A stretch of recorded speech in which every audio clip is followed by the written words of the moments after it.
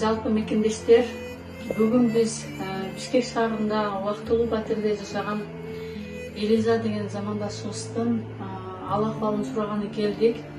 Биз мекенчил жаштар канаты кайрымдуулук уюмунан атайын кабар алып келдик эле.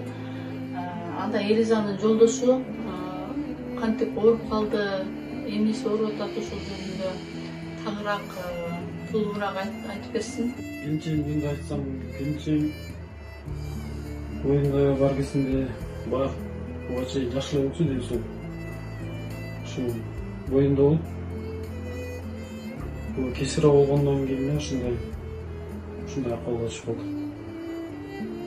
Ушинтип ооруп калды. Азыр башкалардын айтышы боюнча башканы алмаштырыш керек экен. Ошон үчүн ошого кыргыз элинен жардам сурап атабыз айыл өзүктөн.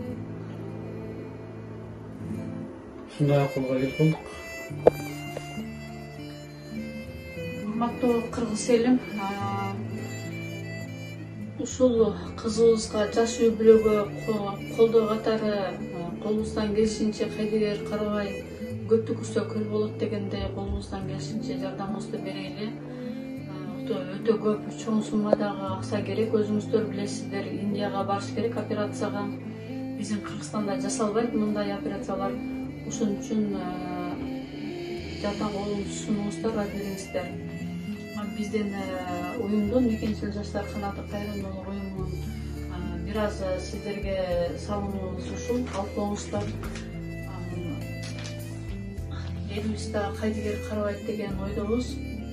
Элиза кыз, сиз дагы жакшылыктан үмүтүңүздү үзбөңүз. Буюрса эл бар, журт бар дегендей көпчүлүк колун сунса, Кудай буйрса операцияга дагы барып келесиз.